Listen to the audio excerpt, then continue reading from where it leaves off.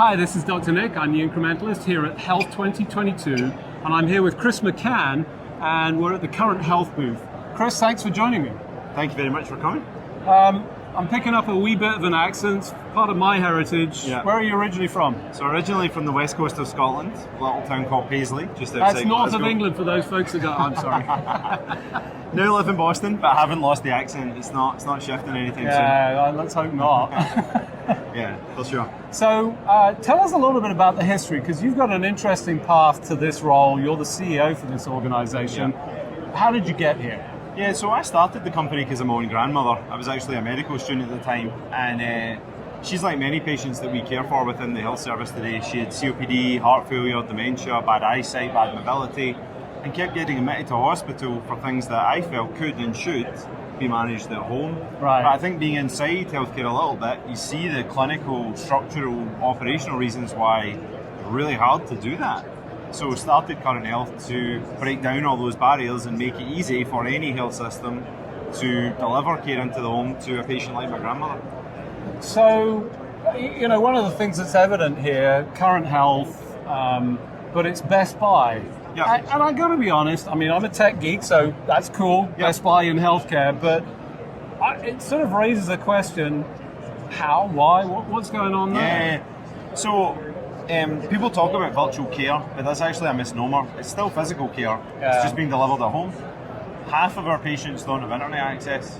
A fifth of them don't have a smartphone. A lot of these patients need a little bit of extra help and assistance in being part of these programs at home. And it's not acceptable to just exclude these patients because Right. they need more help, because they don't have internet, because they don't have a smartphone. These are the patients where we can most move the needle on cost and outcomes. But to solve those problems, we need to be able to reach right out over the threshold, go into the patient's home, give them extra support, do that at scale, and do that at a really good price point that's viable within the envelope of cost that we have available. Best Buy is the best in the world at that. With Geek Squad, we have 20,000 agents that are in every local community, in every market, who go out and support technology in the home, who educate the consumer, who engage the consumer. And we thought if we can bring that into our care at home models, it's a real superpower that can make care at home more equitable, can make it more viable, can make it more scalable. And so far, all the evidence we've seen from our customers is they think exactly the same thing. You know, and the interesting thing here is that this is not just, it's not just about the technology and the people there. There's something about those individuals that are, I want to say special, because tech support, at least my experience with tech support with my mother, Yeah. the wee Scot that she was, back home, and oh my God, that was a challenge. You had to have the patience of a saint, and it's a special skill. Absolutely. And you've already got that in that group. And I think one of the things I found really interesting as I came into Best Buy is that they were actually selecting Geek Squad agents not based on technical skills. Technical skills can be taught. The soft skills, it's really hard to teach that. And they were looking for people who would have that, the interaction you just described of sitting beside your grandmother, helping them understand their phone.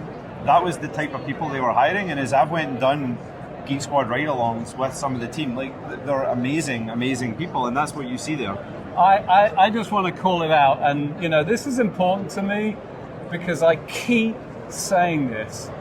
Chief executive officers need to spend time at the coalface, and here's a guy that's actually doing it.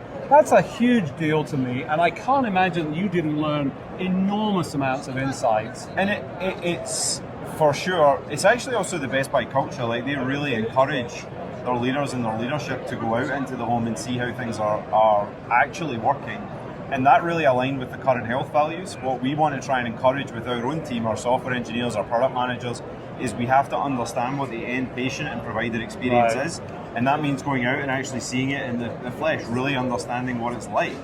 And that, again, doing that has been a superpower that's helped us build a really, really, really good product. A long way to keep going, and we'll keep learning and we'll keep developing based on that. But I gotta say, exciting times. We're talking about, as you said, 20,000 people that we now inject in who nobody would have considered healthcare. I can't remember exactly when Best Buy said they were getting into healthcare, but it was a little while ago. This is real impact, real incidence of it. this has got to be an exciting time for you. And, you know, you're in Boston too, so that's sure. either a good or a bad thing. The innovation and change in this space right now is incredible. Every single person in healthcare agrees over the next 10 years, we're going to deliver a much larger percentage of care in the home than we do today.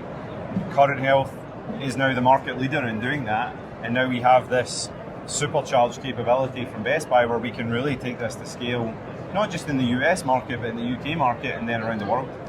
There's not a patient in the world that says, I want to age in a hospital. They all want to age in their home. Here's Current Health actually making that happen. This is really intriguing. Chris, thanks for joining me. Thanks so much, Nick.